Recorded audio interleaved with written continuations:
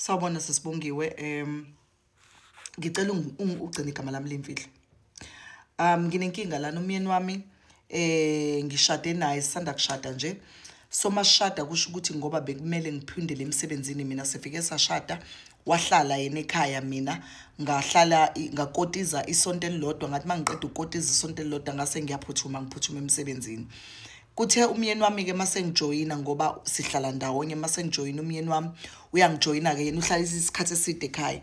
Mase kangijoyina kusekangijoyina umyeni wami useyafika ayisifike sihlale nje kube right but kuthi ngelinye ilanga nje ngibone i-miss call efonini yakhe. Mangithi ngiyabona i-miss call ayi ngibona ukuthi i-miss call yomunye unkosikazi wakhona lapha ya elalini othile oshadile.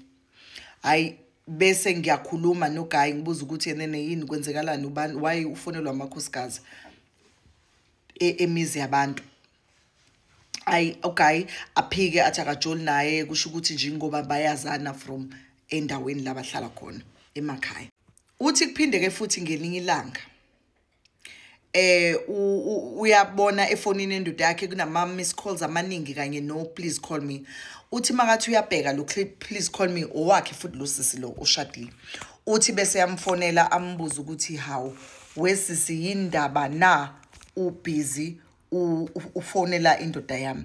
Uthi bese sisi no bengifuna ukubuza ukuthi enene umyeni wakho akaza zambone nobhuti wami because ubhuti wami angazi kwashamananga nanga. Uthi bese sisi ubhuti wakho uhlala la kanye nathi yini nomyeni wami. Abese uthi sisengakwazi ukuphendula bese kuyathuleka kanjalo. Uthi hayi sihamba isikhathi akubayixoxe futhi nomyeni wakhe ayiphike nje athi hayi kushuthi ngempela ubefuna ubhuti wakhe ngoba phela ubhuti wakhe sabangani kwashamananga nanga.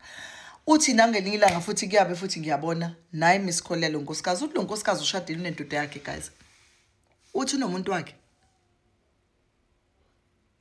Uthi bese ngiyalokhuza bese ngiyamfonela ngimtshela ukuthi hawu girl yindaba ufuna ukubhidliza wami umuzi ekubeni wena nowakho umuzi.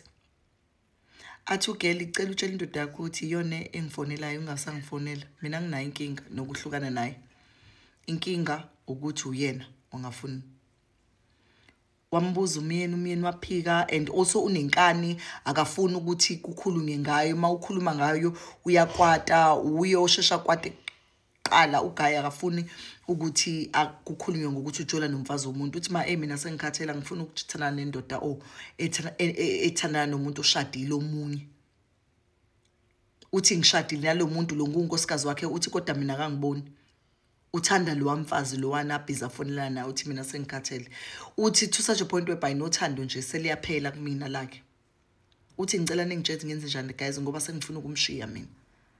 Uthi sengihethe kakhulu. Uthi futhi lesi story ngiyasummarize kuningi sengihethe ngakho nalo wamfazi lo wana and lo wankosikazi asena naye unkosikazi womuntu. Uthi uyacela ukuthi nima advise uthi enze njani. Ngiyanazi ke nina amasosham nizom advise. Asingeneni ke tornado amahle.